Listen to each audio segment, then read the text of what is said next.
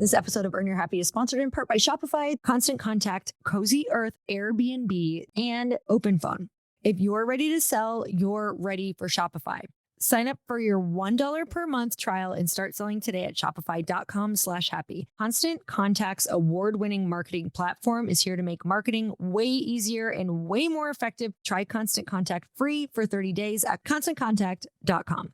Where would you live for a year if you hosted your home on Airbnb and went on an adventure? Find a co-host at airbnb.com/host. Sleep cooler, lounge lighter, stay cozy. Go to cozyearth.com and use code EARN for 40% off.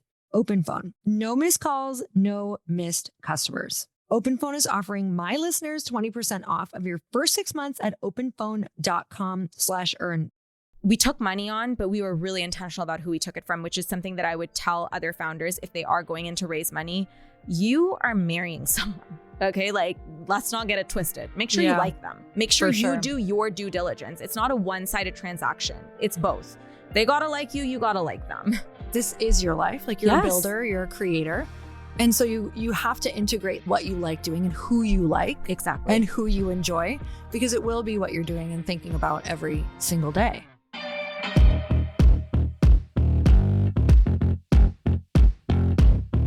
Siff, welcome to the Earn Your Happy podcast. Thank you so much for coming on. Thank you so much for having me. I have been a very long time listener of yours, and so this is very exciting. This is mind-blowing to me. Like, when I remember when we got the email for me to come on your podcast, I was like, it's her? She listens? Hold on a minute. That's crazy. How did you find it? That is crazy to me, because I think I found your work like 2018, I want to say. You are kidding me. No, I'm not joking. And that, like, I got into like personal development and all of that, I want to say in like 2014, 2015. And you were one of the first people I stumbled on. And I love the idea of earning your happy. It is so empowering. And I learned a lot from you. And so, you know, like, your podcast was on and off on my like Apple podcast listener, like, history for like ages. And so, you know, at one point I was like, I have to get her on at some point. And so I was so happy when we could make it happen. And now I'm here. It's very full circle. I love that so much. So you're saying I can fully take credit for all of your success? Of course. Okay. So you also have a podcast. I do. You have the Dream Bigger podcast. Mm-hmm. And we were just talking about how, like, before, it doesn't matter how many podcasts you've done. I think I've now done over 1,400 podcasts. Insane. And you've had your podcast for a few years now? Yeah, 2019 is when I launched 2019. Oh my God, you've had it a while. Yeah, it's been a minute. Okay, I have like didn't know you had it 300 plus long. Episodes. Oh my gosh. Okay, so I you signed put in with the time. Dear Media in 2021, but I used to I did everything. I did every job. I love that. So I thought you launched with Dear Media, but you were doing that on your own, probably in a closet somewhere. Literally, yeah, in my like tiny little apartment. Initially, it was me doing all the edits, everything. Then I brought my brother on as my assistant, and then he helped my family. Yeah, literally, my brother and my husband's brother works for us. Okay. I love that. And then I signed with Dear Media in 2021. So I actually started the podcast before Arrae even. So I've had it for a while, and I'm like you. I feel like we're both very curious people, and I think that is one of the qualities that you need in order to sustain a podcast over the long run. Like, you have to genuinely love it and be curious and want to like share good information with people. Totally. So you listened, I know you said you found my podcast. What else were you kind of listening to, and what were tell me some of like the breakthrough moments for you? Or what I mean by that is, like, when you were first starting out on your personal development journey, like, what were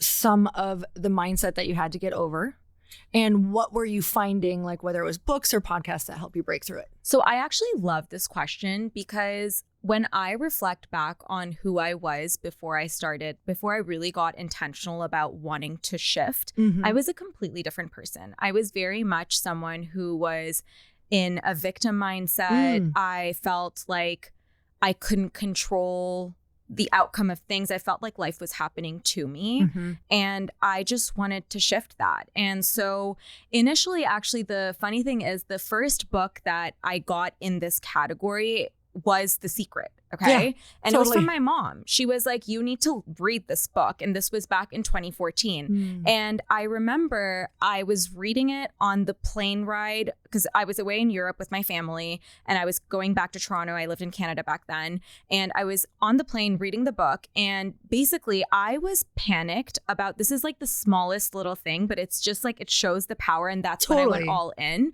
It was back then, for the luggage carts, you know, like to store all your, to take all your luggage and like the carts, you know what I mean? Yeah, totally. Okay. So there was a system back then where you had to put in like $1 coin to get that cart. And I had so much luggage. And so I was on the plane panicking. I was like, what am I going to do? I don't have $1. Like, how am I going to get this cart? And then I was like, okay, no, let me test what the Secret book says. Let's see if it works. I'm just going to do a little experiment and see if I can calm my mind and just know that the universe is going to take care of me and that it's all going to be okay. And I get there and they had removed the dollar system. And so all the carts were free. And at that point I was like, okay, this shit works. This shit works. This shit works. And it was so small, but that's kind of what set me on my path. And then it was, you know, taking ownership over things, really taking intentional actions to push myself forward. It was building habits and kind of showing up as the version of myself who had the things that I really wanted and just becoming really intentional about those things. And it wasn't just from a career standpoint, because at the end of the day, everything kind of bleeds into each other. Yeah. And so it was me showing up as the best partner that I could be and being really intentional about how I was spending my time, even getting really intentional about my insecurities around, okay, if I'm gossiping, why do I do that? Why am I doing that? First, it's like such bad energy, but why do I even feel the need to comment on someone else's life decisions, you know? So that was like a journey. I mean, I'm still on that journey, you know? Same. You don't just arrive one day and you're like, okay, Dalai Lama vibes. Yeah. So same. Yeah. Where were you working at that point? What were you doing for a living? So 2014, I had just graduated. Okay. And so I was actually like on that plane ride. I was coming back to Toronto to start an internship in PR. So I did that. And then I went on to work for Elle, like the magazine. And then that was like in their Canadian offices. Yeah. And then while I was working at Elle, I had a blog and I was kind of doing both at the same time. And a year into my role at Elle, a little bit over a year, I decided that I was going to leave my job there and go all in on my blog because, you know, I was young and I was like, okay, I may as well try this out and let's see what happens. And that what was the blog about? It was actually like an interesting foray into Arrae. I feel like it's all like, as I look back on it, I'm like, oh, like that was just like the path that I was meant to be on. But essentially it was everything from beauty to skincare to wellness. And I would share really in-depth things about things I'd read, I'd learned about from a book that I was implementing in my own life. And then what would happen was anytime I'd put out an article and they were like pretty detailed articles on like, okay, like this is the skincare I'm using and blah, blah, blah. This is why. Yeah. People would ask me more questions like, oh, can you like go more into the science? And I was always someone who was very curious again, and I was always reading and looking at scientific papers. So then I had this realization. I was like, what if I could bring this information that I'm constantly learning directly from the source and give it to my audience? And so that was the idea behind the podcast, because I was like, everyone's dream looks a little bit different. How can I help people achieve their dreams, whatever their dreams are? And so it was speaking to top dermatologists, top wellness experts, then founders, and kind of giving people the tools that they needed from successful people to achieve what they wanted for themselves as well. Okay, so the podcast was born. You're doing all the personal development. When does the idea for Arrae come in? 2018. Okay.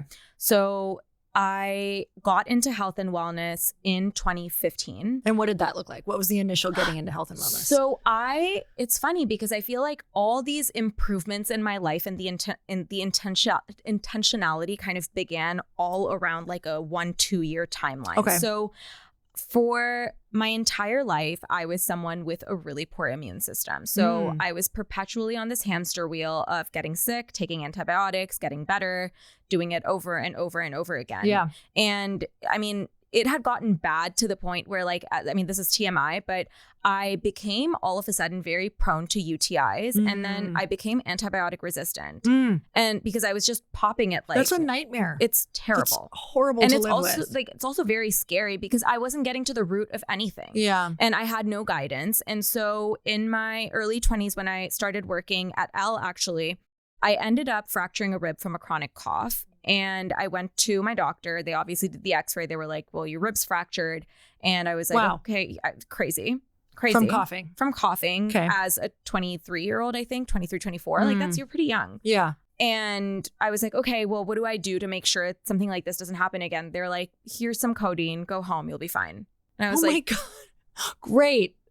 Wonderful. Thank you so much. Yeah. I mean, it was just here's something that'll help you today. And then that's it. There's no guidance as to what you can do afterwards. And so at that point, I feel like something in me broke where I was like, I have been doing things this one way for a really long time. It's just not working anymore. I need to change something. So let me look into the holistic world, which back then was very granola, it just wasn't like a cool thing that the girls were doing. I remember. It was a weird, it was a weird segment of people. Yes. And I mean, it was just also so inaccessible. Right. And so I was like, okay, I'm going to look into every book I can find, every scientific paper I can find on everything from overall lifestyle, but also herbs, minerals, vitamins. Like, what can I take to also start to feel better? And became this guinea pig on myself and started to see changes in my immune system. And then I kind of got obsessed with health and wellness, where I was like, you have so much power. It felt like the power was back in my hands. Totally. And it was a very empowering feeling. And so from there, it was just me, getting really into the nitty gritty of how could I fix anything that I was dealing with, if it was bloating or whatever these issues were that I was dealing with. And in 2018, I remember sitting on our couch and I was telling Nish, I was like, I wish I could create a supplement that would just address these problems and do it in a really chic way. Like, there's nothing out there like this. And he's like, well, let's do it. And so in 2018 is when we had the idea for Arrae. That's when we started to work on it. And it took us 2 years to get it to market. It's ingestibles. It is obviously, it has to be perfect. But yeah, that was the journey. But all of those things, whether it was me deciding to kind of take ownership of where my life was at, all the way into my health, it all started to happen in tandem, I feel like.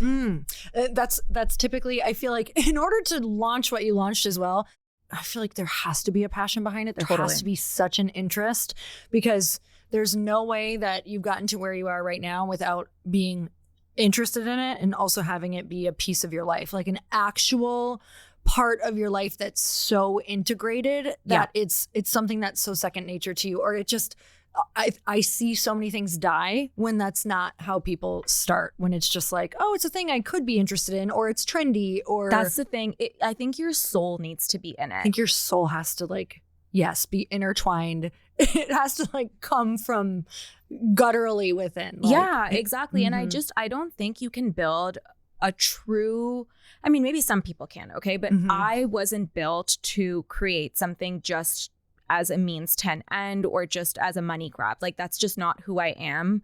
I'm really driven by purpose. And I feel like when I do something, I have to be all in, or I just can't get myself to do it. So totally. I try to, the people who maybe do it who aren't passionately in it about the product, I have met people, which is an interesting perspective, who are so passionate about the build. Exactly. So, but you have to have that passion. You have to have one or the other, because at the end of the day, okay, they're a little bit different, but they're also kind of the same, because you're either interested in the act of building the business or the product, in some cases, both as well. So, but it's very important to be intrinsically motivated by that. Okay. So we're sitting on the couch, you're sitting on the couch with your husband, and he says, let's build it. Yeah.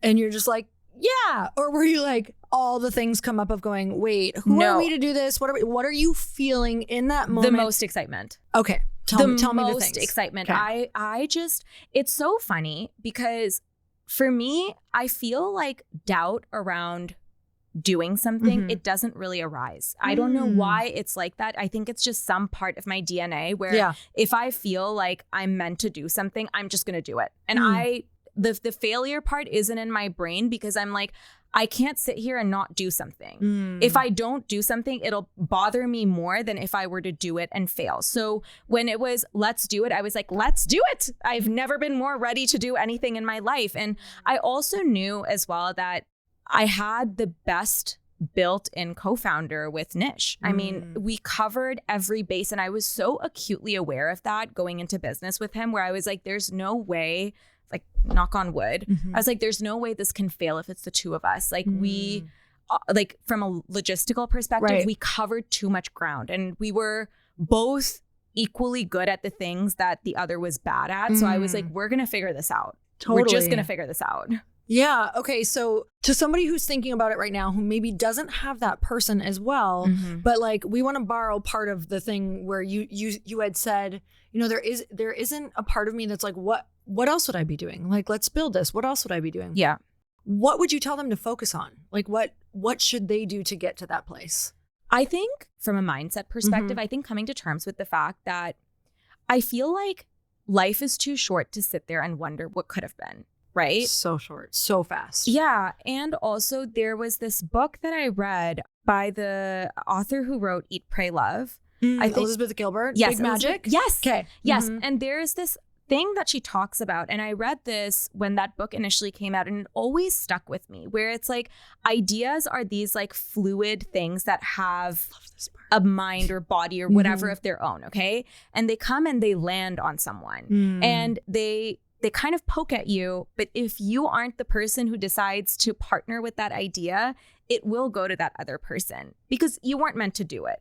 So I feel like that's the case. So if there is someone who's listening here and they have this feeling, this like instinct that, okay, there's this idea that I really want to do, but oh, what if there's too much competition? You know, what if, I mean, it's been done. Maybe it's been done really well.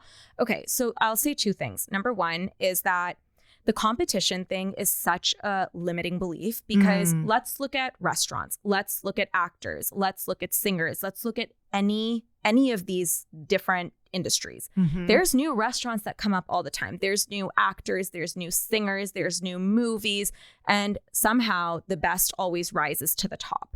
There's room. It's never that it's a finite amount of space. If you have something that is truly special, there's no reason why it won't succeed, right? Yeah. And then the other thing I will say is that if you think that something has been done, but you don't know who's done it, it means that it's not been done well enough because you'd know it. And then also think about this. If you are in a new category and there's other people now working on it, let's talk about clean makeup, for example. That category exploded because more brands started to come into it. So why are you scared of other people coming into it? It just means the category will get bigger and more people will be aware of it. So it's actually very exciting. It's really good. It educates. Yeah. Yeah. I'm in that spot right now with my company. I'm like, okay, I'm seeing all these people start doing it. I'm like, that's good because people are not aware of exactly what it's doing. So, and all of those fears are so normal. And I loved that part of Elizabeth's book. Yes. Incredible. Oh my gosh. And there's also another, I think it's actually Plato's theory. I've been trying to find exactly where it is, but it's the same kind of idea, but you'll love this. It's that there's all of these ideas kind of like up in a cloud. Yeah. I just literally picture the cloud. Yeah. The cloud of ideas. Yeah, exactly. And they're also ideas that are like for that time in history, and they're all coming down and waiting for someone to land. And if you don't grab it and like, you know, get obsessed with it, it will go to someone else because it's meant to come out in that time frame. Oh, I love that. I love that too. I'm like, nope, it was meant to come out in this time frame. Grab it, even if it seems early, even if it seems late. But if you're getting hit with it so hard that you feel like this has to exist, or why doesn't this exist yet, or why isn't this thing better? Like, you're the person who can do it. Yeah. And I remember even getting the first ideas and going, okay, but maybe not me. Like, why me? And then I was like, well, why not me? And the questions just shift. And everything that you're saying is like, you haven't focused once on like the, you know, why should this be me? Because you didn't have prior history to launching a product at all. Never. And did you have a bunch of friends who were launching products? No one. Were you in that realm or that circle? It was just me. It was me and Nish. We didn't know anyone. You know, we were like two random people deciding to go on this journey with no one to look at except for books, TED Talks, podcasts. Those were our friends at that point, you know, those were our peers because we didn't have any in real life. Totally. But, you know, the thought process of you are, you know, the 5 people that you're most around, that doesn't have to mean literally. Right. It can mean through books and podcasts and TED Talks and whatever you can have access to. It will shift who you are. Oh my God. That was me in the beginning. I was like, these people have no idea. They're like my best friends. Truly. No, Lori, you were one of my best friends. I hope you know. I wish you would have told me in real life. I would have been your friend. That makes me nothing makes me happier than getting to sit here knowing that I was talking to you. That makes me so excited. And you were talking to me at a point where I wasn't who I am today. So you were one of the people who helped shape me into who I am. So you should know that like your work is so impactful and it touches a lot of people. Well, now I'm equally getting to I'm listening to your podcast all the time right now because I'm on the founder journey like 4 years behind you. Yeah. This is it's such a cool moment for me because I'm like, this is so cool to hear because I've been listening to all of your like, this is what I would do. This is what I wouldn't do. And so that brings me to the next question of, okay, we know we're going to do it. We're moving forward. How do we start? Like, does formulation come first? Are you thinking about business? Like, where do you guys all start? And what does that 2 years look like to launch? So for us, it was formulation first because we were like, we want the best product on the market. Yep. And there was no one in the market really, but we were like, we just want to be the best. And so I thankfully, because I was so interested in health and wellness and I had my blog and all of that, I had friends who were in health and wellness, like nutritionists and all, like, you know, doctors and so on and so forth. And so one of my best friends is a nutritionist, Jordana. I Heart Nutrition. People should follow her. She's incredible. Okay. So she's been one of my best friends for years. And when I had this idea, I went to her and I was like, Jord, I have this idea. Do you by any chance know any doctors or formulators who I can talk to? And it was just like that where I started to just whoever I could speak to, who could introduce me to someone, that's kind of what I would do. And she was like, I actually know someone who you should speak to. And so she introduced me to one of her friends and she was the one who helped us formulate our first 2 products. And then from there, we worked with different doctors. Now our entire R&D team is in-house where we have, you know, people from medical backgrounds who work at Arrae, who work on the formulations. So, I mean, it's been stages and stages, but our brand is built on a foundation of product. It's not built, the foundation isn't good marketing. The foundation is great product. That was always the ethos of the brand. And so the first thing we focused on was product. And then it took us a year and a half probably to perfect the formulas. And so while that was happening in tandem, it was, okay, how do we find a manufacturer who can, you know, source the ingredients that we want and also take on a smaller quantity because we were bootstrapping the whole thing. You know, we didn't have investors. We didn't have all this money to throw around. So it was very scrappy. And so we were I think I got on 100 different manufacturing calls, like begging people to take a small quantity order from us. What were you working with in the beginning? Like how much money did you start with? 50 or 60,000 altogether. Yeah, which you guys in this industry is not a lot like that. Most people wouldn't even look at that for a first run. No, like it's a product. It's like honestly, it's comical because I mean now when we place our POs, it's like multi like large millions of dollars, and you know that's when you start to be taken seriously. So thankfully, we were able to find a manufacturer just outside of Toronto, and they were able to get the kind of ingredients that we wanted. We wanted everything organic, everything of the highest quality. We were very particular, and they agreed to do a small run of 1,000 units, which back then felt like, oh my God, this is so much. Yeah, totally. But, you know, we got it there, and then it was about figuring out what our branding would be, packaging. I mean, there's so many layers. So you were in Canada at the time doing this, launching a supplement line? Yeah. This was Canada. Yes. We didn't move until 2022. And they're way more strict with their supplements. Yep. Which also makes for a really great product too. Exactly. Exactly. So our standards are obviously very high because we're a Canadian brand and Canadian regulations are really, really stringent. It is a regulated industry in Canada. And so we kind of had to follow all of that, which is why it also took us so long, because once we developed the product, we had to submit that to, Natural Health Canada, or Health Canada rather, to get our natural product number. And so it's a whole process that takes another 6 months. And if they have any edits, then you have to go make those edits and then resubmit. So it's a whole process. I mean, I can only speak to this industry because this is what I'm in, but I think supplements in general are complex to launch. Very. Yes. Definitely had a long lead time of figuring it all out for sure. Okay. So 2018, you got the idea. So that means 2020, you were launching.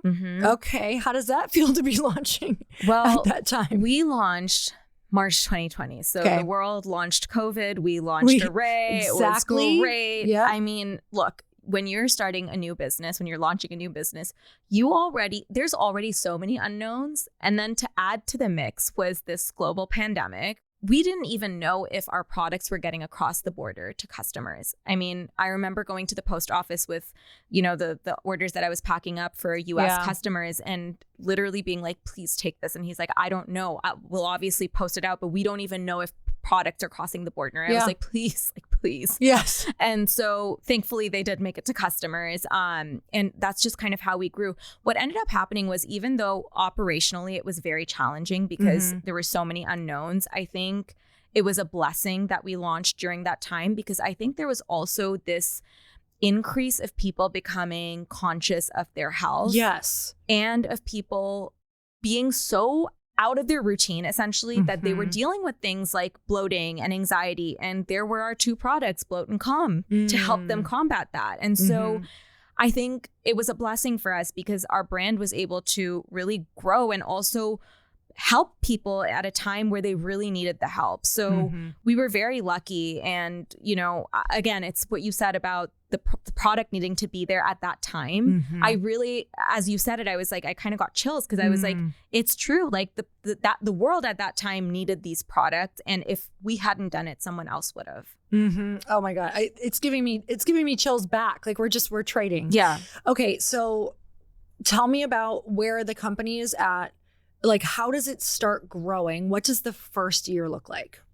So, and what are you doing? Okay. So when we started, I mean, as I said, we had no money. It was. So you spent like most of it on your first run. We spent I think we had. So our entire motto is take the biggest risk possible that doesn't kick you out of the game. So essentially, God forbid, if there's a mistake, we always had a little bit of cash reserve so that we would never go out of business. Okay.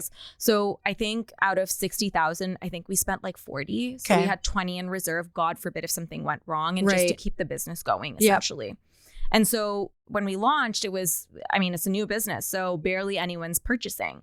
There were some people because I had my audience, thankfully, and so they were purchasing and then they were telling their friends, and it was kind of growing that way. Yeah. And you have a subscription model. Back then you didn't. It was just reorder. Yeah, it was just reorders. But what happened in our second month of business, and I will forever be grateful to her, is there's an influencer, Melissa Wood-Tepperberg. Yeah. And she ended up talking about us on a live. And I didn't know what was happening. Essentially, we were I remember the moment so clearly because Nish and I were just sitting there in bed and our Shopify starts to go off and we were like, what's happening? Like, where are all these sales coming from? Yeah. And one of my followers sent me a screenshot of Melissa talking about us on a live.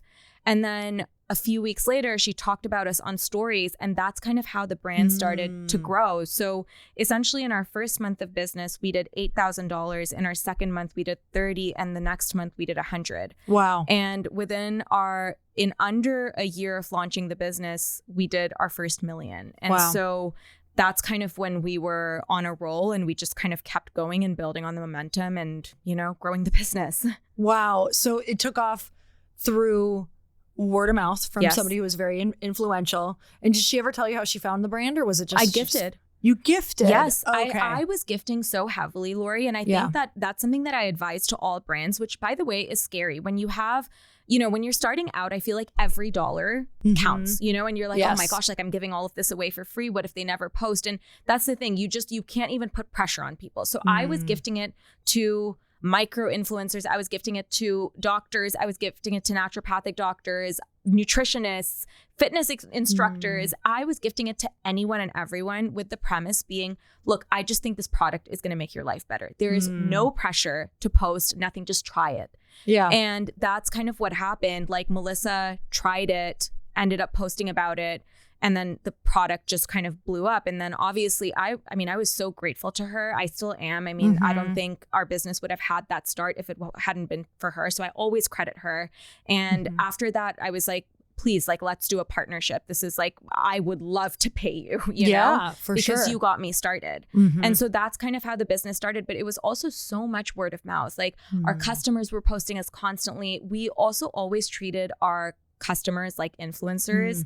And I always say this to new brands, that you can't just be thinking about your influencer strategy. Your customers are also influencers. How are you going to treat them in the same way? And so, you know, I was gifting to customers. You know, I would be like, does your best friend want to try it? You like the product? Great. Like, let me send one for you and one for your best friend. Or if it was someone's birthday. I mean, when you're starting out, the great thing is that you have the ability to do the things that you can't do when you've scaled. Because you are in Shopify, you are talking to every customer. And so we took full advantage of that.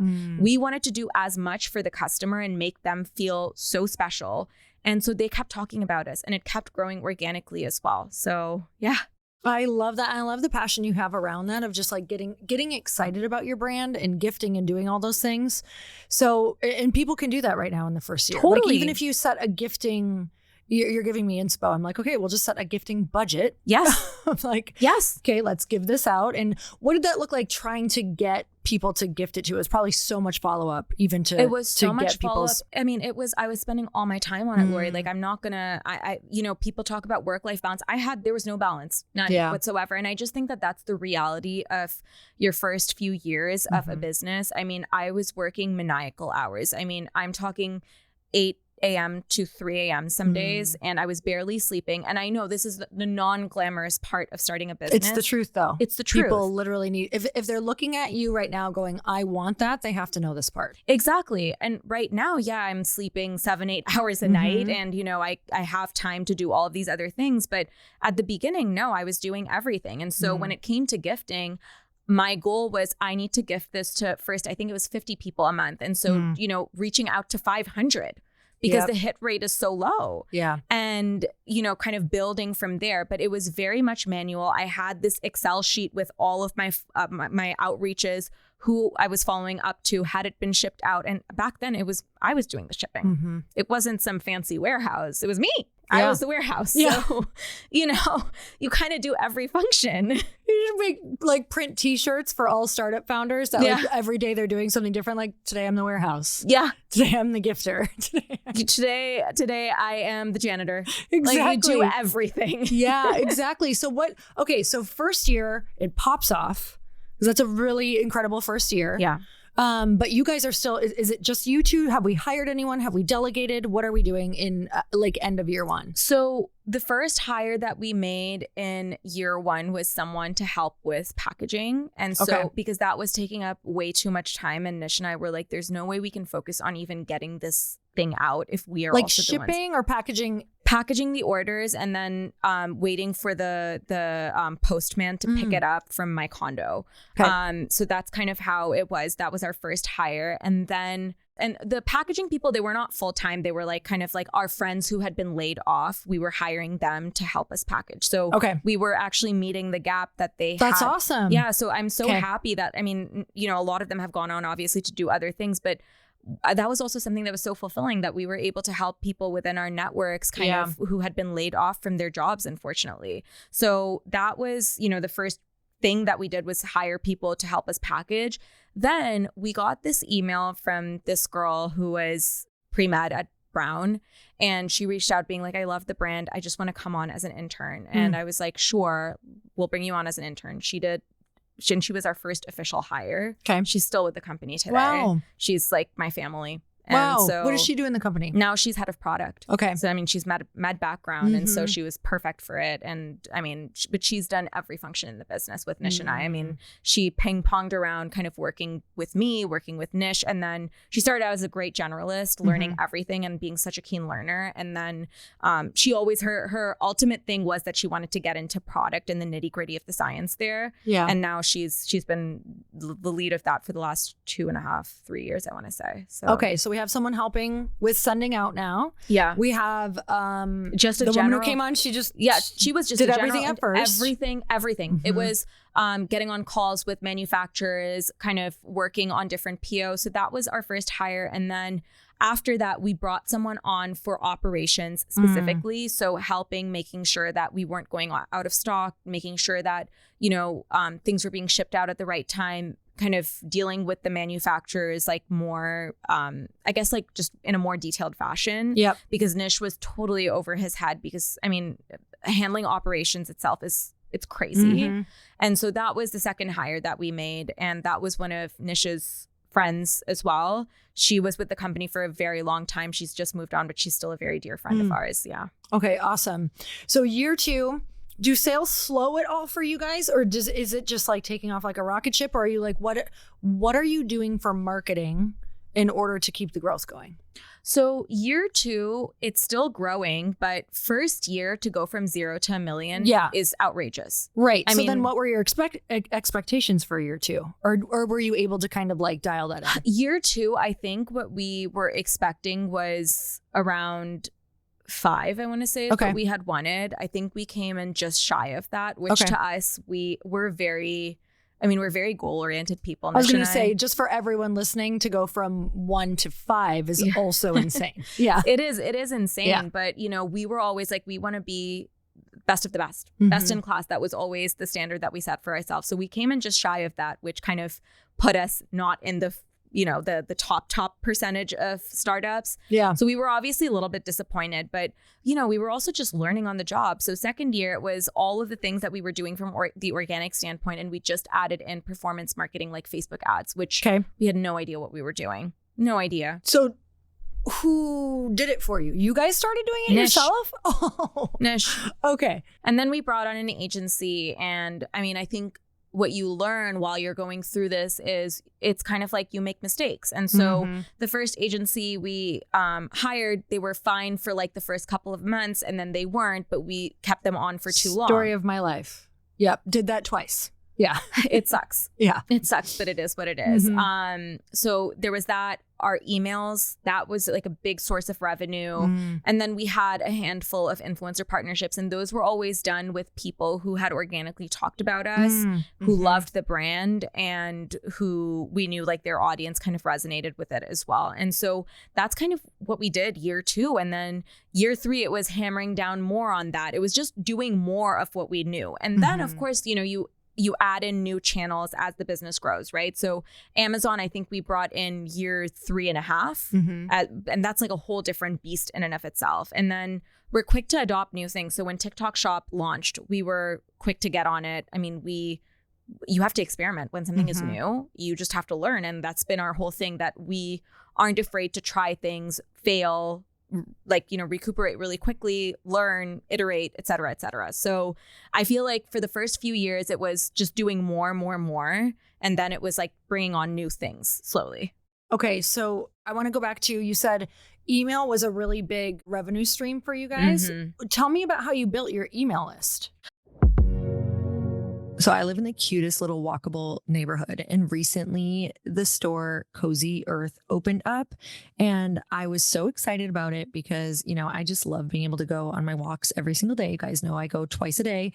And being able to pass by and go in there because it has some of the best stuff. And one of the things that really got me was their bamboo sheets. You guys, they're temperature regulating, guaranteed to give you a comfortable night's sleep, made from viscose from bamboo. They're naturally wick away heat and moisture from your body, helping you sleep several degrees cooler. And you guys, Cozy Earth's mission is to transform your 5 to 9, the time that matters most, into the most comfortable part of your your day. And let me tell you, they are absolutely helping me do that because sleeping in a cooler environment offers so many scientifically supported benefits that enhance sleep quality and overall health. Here are some key findings from recent studies and expert recommendations, which I sleep in a really ice cold room. You can ask my husband. I don't know if he loves it as much as I do, but deep sleep is so important to me. So enhanced sleep quality. Cooler temperatures facilitate the body's natural drop in core temperature at night, promoting the release of melatonin, a hormone that regulates sleep. And this leads to faster sleep onset and improved sleep quality. It also helps with mood regulation. Cooler sleeping conditions can boost serotonin levels, contributing to improved mood and reduced symptoms of depression. And there's a reduced risk of night sweat. So for individuals experiencing night sweats, such as those undergoing menopause, perimenopause, cooler room temperatures can alleviate symptoms and promote uninterrupted sleep. So you guys, you can help yourself out with some sheets. I am telling you, these things are life-changing because deep sleep has changed my life. And I just feel like I have a different personality when I've gotten enough sleep. I feel like I have all of the energy that I need to get through my day and do all of the things that I have to do as an entrepreneur. So you can do this risk-free purchasing. It's a 100-night sleep trial. So you can try them during the hottest nights of the year, which are coming up. If you're not in love, you can return them hassle-free, but trust me, you won't. It's a 10-year warranty on all bedding products. That's a decade of cool quality sleep. You can upgrade your summer. Go to CozyEarth.com and use code EARN for 40% off best-selling temperature regulating sheets, apparel, and more. So trust me, you'll feel the difference the very first night. Sleep cooler, lounge lighter, stay cozy. Go to CozyEarth.com and use code EARN for 40% off. When I first started Glossy, there were enough challenges that I didn't need to give myself more. And when you're starting off with something new, it just seems like your to-do list keeps on growing every day with new tasks, and often tasks that you have no idea how to do them. So finding the right tool that not only helps you out, but simplifies everything is a game changer. And for millions of businesses, including mine at Glossy, that tool is Shopify. Shopify is the commerce platform behind millions of businesses around the world and 10% of all e-commerce in the US, from household names like Mattel and Gymshark to brands just getting started, just like mine. Getting started with your own design studio with hundreds of ready-to-use templates, Shopify helps you build a beautiful online store to match your brand style, which if you go look at mine, I'm telling you, I love it. Accelerate your content creation. Shopify is packed with helpful AI tools that write product descriptions, page headlines, and even enhance your product photography. So get the word out like you have a marketing team behind you. You can easily create email and social media campaigns wherever your customers are scrolling or strolling. And best yet, Shopify is your commerce expert with world-class expertise in everything from managing inventory to international shipping to processing returns and beyond. If you're ready to sell, you're ready for Shopify. Sign up for your $1 per month trial and start selling today at shopify.com/happy. Go to shopify.com/happy. Shopify.com/happy. When you have a business, there are so many challenging things that you don't need to add more challenge by getting confused with your clients texting you or calling you on your own phone number. Let me tell you, there's nothing worse than knowing that you missed a text or a voicemail from somebody important in your business. And that's why OpenPhone is the #1 business phone system that streamlines and scales your customer communications. It works through an app on your phone or computer, so no more carrying two phones or using a landline. With OpenPhone, your team can share one number and collaborate on customer calls and texts like a shared inbox. That way, any teammate can pick up right where the last person left off, keeping response times faster than ever. Plus, say goodbye to voicemail because their AI agent can be set up in minutes to handle calls after hours.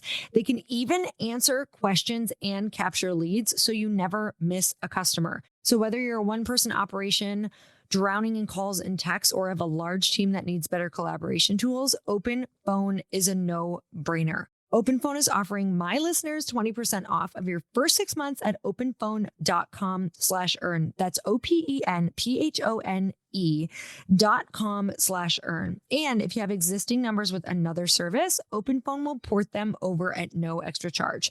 OpenPhone, no missed calls, no missed customers.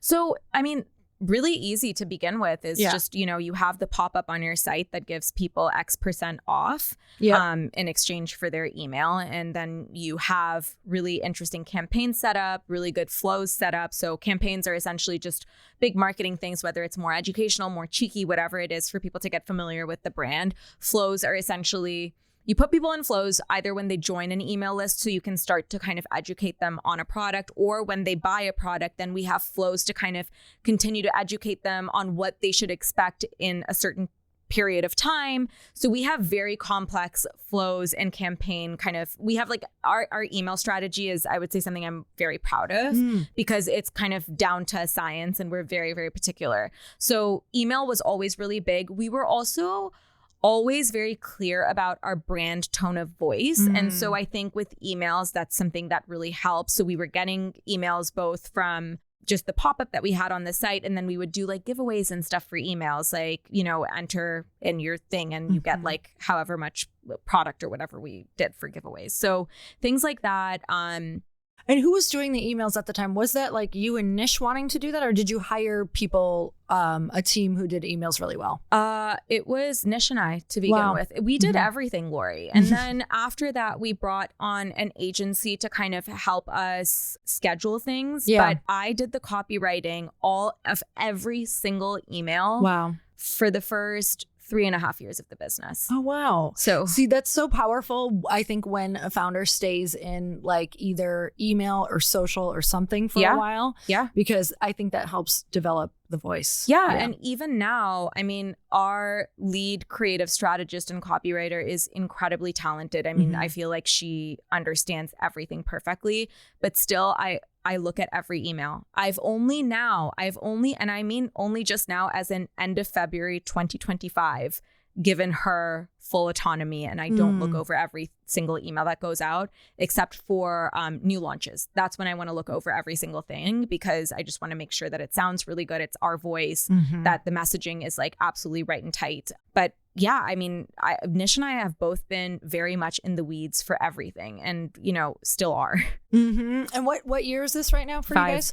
Year 5. Okay. So I think you just concluded your, like, you were at 3.5. So have you ever brought money into the company? Yeah. So we raised a very small round year 2 of the business. What was a small round for year 2? 2 million. Okay. 2.5, I want to say altogether. And we've just done that and a small round to follow after that. And that went to marketing. That went towards, so we were growing profitably. We just needed the money to grow faster. So doing things like buying more inventory, of course, like having more money for marketing. But that's it. Nish and I own the bulk majority of our business, like a significant bulk majority. For sure. And we knew that that's what we wanted from the start. And I think actually, if I had known what I know today, I don't think we would have ever needed to raise money. It's just that, but I have no regrets. We have incredible investors, just incredible. They're so supportive, so kind, so helpful. But I just think that we could have done it without the money. It's just that when you're a new founder and you don't have the kind of cash flow management background, rather, of course, you aren't as efficient as you would be now. So if I were to start a business today, Nish and I would not take on any capital ever, I don't think, because we don't need to. We're good at managing cash flow now. So we took on money year 2 of the business. That was a crazy process. I mean, you know, fundraising, as you know, is not easy. Yeah. It's not for the weak. No, it's not. I mean, it's just at all. I don't recommend it unless you really like, need to do it or want to grow faster for some reason. Exactly. And so that was the decision that we made. Again, no regrets. It was the right decision. But anyone who's fundraising, it's not this glamorous process. And I think everyone is used to seeing these big headlines. And I mean, you know, I think it's necessary for a lot of businesses, of course, but I think it does take you out of operating the business, is what I will say. It's a full-time job and it's heavy. The money that you take on, you trust me, you carry it. on your back. Yeah. Yeah. Totally. The whole journey. And yet you're so grateful. And I'm so like, are you glad that you did it, looking like just to have that under your belt to understand it? Yeah. I think it definitely educated me. Look, I think it's the journey of being a founder, right? Yep. And I think we are very kind of well-rounded founders because we've seen everything. We operate our business very profitably. So we've kind of gone through that journey. We've gone through the journey of choosing to take on external capital in order to move a little bit faster. I think what our investors did so well is they prepared us and made us grow up. So just having the back end systems well set up, kind of telling us like what the infrastructure should look like. So having investors, it sped up our knowledge, if that makes sense. Because it forces you into doing things for your company that you wouldn't have normally done or paid attention to. Exactly. And it really trains you on things that you could have just like let by the wayside and that you really do need to know. Totally. And I think also, I keep saying, we were very lucky with our investors. I think the one thing that Nish and I knew from the start was that we didn't want to take on money from people we didn't actually like and who didn't. That's huge. Huge. So we never settled. We never just took a check because someone was giving us a check. We were really particular. And I think that is something that really paid off. Our cap table is tiny, absolutely tiny, and so buttoned up and zipped up because we were so particular about who we brought on as partners. Yeah. The one other person on our board outside of Nish and I is a woman. That was really important to us. And so she really understood the vision and she's our lead investor. So I feel like we took money on, but we were really intentional about who we took it from, which is something that I would tell other founders if they are going in to raise money.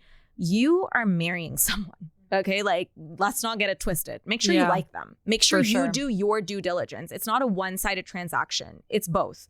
They gotta like you, you gotta like them. Yeah, I remember turning down an investor, and I did it in a way that they didn't really know they were getting turned down. But it was like, oh, this one is not sitting right in my gut. This is going to be my worst actual nightmare. Totally. It was the best thing I ever did because I can't imagine like what this person would be like when we, because we hit some bumps, and you need to think about that. Like, everyone's going to be happy when you're riding high, but what happens if your company hits some bumps? I've been hearing like the craziest stories about like companies that are so high, then going low, and them just having this huge awareness of like, holy shit, like who's really got your back. And I love that you've built so much of even what you've said is like you have these people who feel more like family, or that you've really built with, or that you really enjoy, that you actually like. Because I do think that business is, if you're built like, from what I now really know about you, like this is your life. Like you're a builder, you're a creator. And so you have to integrate like your actual life and what you like doing and who you like. Exactly. And who you enjoy, because it will be what you're doing and thinking about every single day. Every single day. And so neither Nish nor I want to spend our time doing something we don't like. And I think very quickly, who is it that lights you up? Who do you want to spend time with? Who makes your life easy? Who's there through the good and the bad? And again, like with our investors, again, to give them credit, they have been incredible. Like when Nish and I are the hardest on ourselves, when we have such high expectations and we don't meet them, they've always been the ones to be like, guys, it's okay. That's like huge. You'll be fine. Like we're not worried. Don't be worried, And so I think having people who are part of your business, who give you that sort of support and kindness and levity in like really tough situations is also so great. So, be really picky about who you're bringing onto your business. And I mean both from an investor and a team perspective as well. I have the same philosophy when it comes to our team. Like we're very close to our team. These are people who would have our backs. We have to be friendly with them. I mean, some of our team is our best friends. Yeah. And it's the only way that you can continue to build this year over year in the long run, I totally agree with that. Okay. So here you are, we're year 5. Yes. We're thriving. Like, it's so much fun to see you out in the world. How many products do you have right now? 8, I believe. What did you start with? Bloat and Calm. The two, Bloat and Calm. When did more products start coming in? Was that year 2 or 3 or? 3. Year 3. So we didn't release anything new in year 2. Year 3, we released Sleep, I believe. Okay. And then since then, we've been adding more and more. So this year we have 2 more coming, and we've already launched 1. Last year we launched 4. And I think the year before it was just the 1. So, and the reasoning behind launching 4, what was that?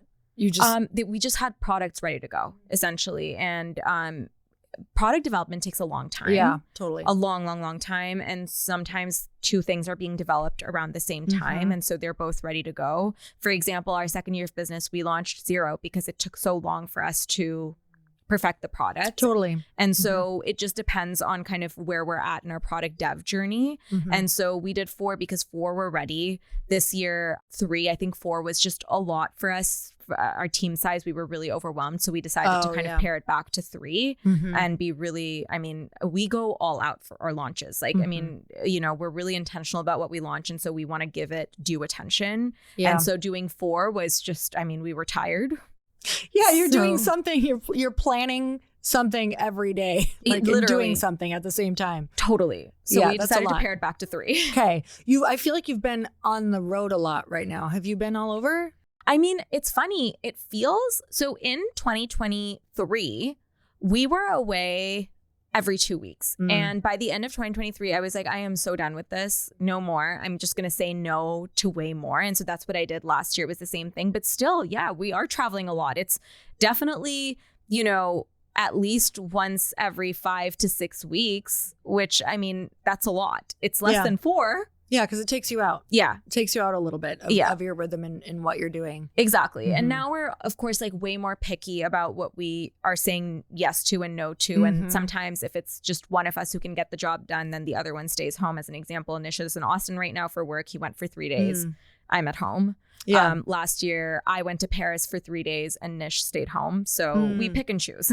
Yeah. That's the best part about being a team. My husband and I do some work together and we're like divide and conquer and we high five and he travels and he's traveling right now for work. Yeah. And I'm back. Well, I'm sort of back here. I'm in Newport Beach, but I'm up here for the night. It's kind of back. I'm kind of back here. Okay. So what would you go back and do differently? Like what's something that's blaringly clear that you would do differently? As many of you know, Chris and I run entrepreneurial masterminds, which means we not only run our own businesses, which we have multiple of, and our personal brands, but we also get to be inside of hundreds of entrepreneurial businesses a year, if not thousands, with our online businesses as well. So with that, we totally understand that all of us are facing so many challenges, whether it's AI or inflation or political decisions. So many things feel out of your control. And that's why growing your business is the only way forward. It's so important to grow, especially your email list, you guys. And Constant Contact's award-winning marketing platform is here to make marketing way easier and way more effective for a small business like yours. The best part, you don't need to know anything about marketing. Your struggle with expensive, slow, and unmeasurable marketing is over. With their all-in-one platform, you can create and manage attention-grabbing campaigns in just a few clicks. Email, text, social media, events, landing pages, you name it, it's all in one place. No more juggling dozens of different tools. You also get automated sending, real-time reporting, and tools that actually help drive sales. So you're not just marketing your business, you're growing it. And if you ever get stuck, friendly phone support is included with every plan. That's why over 500,000 small businesses trust Constant Contact to stay connected, top of mind, and ahead of the competition. Constant Contact, helping the small stand tall. You guys, I'm so glad I found Constant Contact and can't wait to get started. Get a free 30-day trial when you go to ConstantContact.com. Try Constant Contact free for 30 days at ConstantContact.com, ConstantContact.com. I just got back from speaking at a friend's event in Canada, and while we were there, it was the perfect time to catch up with friends and also meet a bunch of new friends that we haven't gotten to spend any time with yet. So we got to have some amazing experiences. Like, you guys, listen to this. We got to drive supercars all through the country, and Chris got to drive his ultimate dream car. And if you don't know, I'm a huge wake surfer. So we got to do that, which is one of my favorite activities. And also my other favorite activity, which is catching up over dinners at our friends' homes. And the conversations were so incredible when you meet like-minded people. I think that was my favorite part. But when Chris and I are traveling like this for work and making memories, we love the idea of someone else getting to enjoy our properties, to catch up with friends and make their own special memories like the ones that we had while we make a little extra cash. And now Airbnb has a co-host network that can help with hosting details for you. With the co-host network, you can hire quality local co-hosts to support you with everything from creating your listing to managing reservations, messaging guests, and more. Find a co-host at airbnb.com/host. I would definitely learn cash flow management much sooner than we did. Again, I think we could have been way more efficient. That's number one. Number two is, I think what we've started to do with marketing, and we started to do this year 3 of the business, was essentially, it wasn't just let me throw hundreds of thousands of dollars at something and not care about the return. Like we were always tracking, like if we're doing a partnership, if we are doing a campaign, like what's the percentage that we're getting increase or whatever it is. So I would start tracking those metrics sooner than we started. So we started to track from a brand perspective in year 3. I think I would have started to do that way earlier.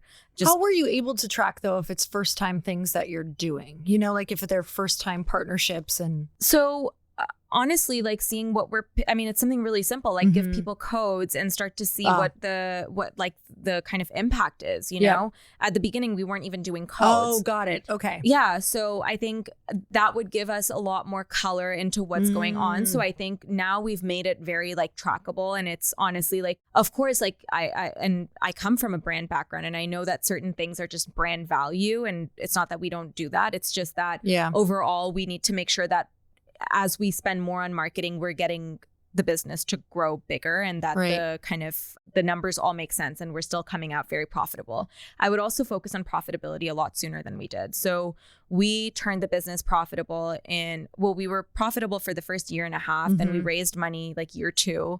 We decided not to be profitable when we switched it after a year. I think we would have focused on profitability the whole way through if I were doing it all over again, because I think that that's incredibly important. Okay. So for a couple of years, how long was it that you weren't profitable after that? A year and a half. A year and a half after that. Okay. Yeah. I would change that. Okay. There's no reason to not be profitable. How would you have changed it? I would spend, it's just a matter of what you're spending versus what you're getting back. And I would just pare down spend and kind of switch over into profitability sooner. I mean, look, I think a lot has changed in the landscape, right? Definitely. Because when we raised money, it was a different time. And it's funny because it was only 3 years ago, but it was a different time. It was totally different. So back then, profitability was not seen as an important metric. It was growth at all costs. Exactly. So that has shifted. So I can't say that I would change things that much, because I feel like we were in the times. It's just that times have changed, and we've adapted, thankfully, very quickly. And being profitable gives you a lot of power. And so I think what I would encourage people to do if they're starting a business right now is never let that slip, because you hold power when you have money. So, you know, like do not let that slip. Yeah, I would just focus on profitability like quickly as you possibly can from the start, if possible. And yeah, those are probably the things that I would, do differently. Yeah. What do you think for the future of marketing brands, marketing your company? Where do you think that's going? Like, are you going to really look at, are you going, okay, we need to double down on TikTok Shop? We need to, what are you thinking? Partnerships, all the things. I mean, for sure, TikTok Shop, I really do think it's the future. I think they're competing with Amazon, so you better get on board. And I think adapting your strategy to make it fit TikTok Shop while still staying true to your brand. So it's the juggling act and kind of figuring out your footing. So that's number one.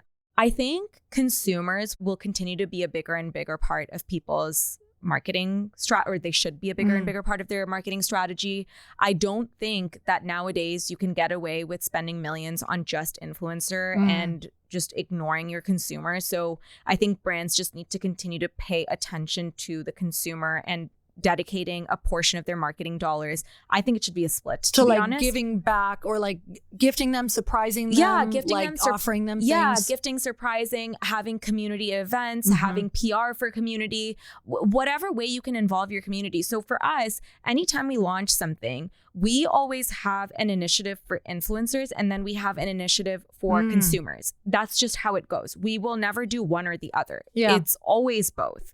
And last year, we actually got into the cadence of doing community events every 6 weeks, which was, it's a lot. It's a lot to take on. Thankfully, we do have our head of events who's incredible, and like we have a good, robust team there. But having some sort of a cadence, whether it's like every quarter. I was actually talking to one of my friends. She's the founder of Say, and I think they've done a fantastic job with community. And she was saying that the best way to build community is put yourself in the consumer's shoes. And so I have to quote her because I think it's really smart advice. So what she was saying was that, we were internally thinking, I wish there was a run club. And they were like, well, why don't we do that? And so I think that is a really good idea of thinking through, okay, like what can you do for your community? So just, okay, if you want to do something, then do it, but include your community. Yeah.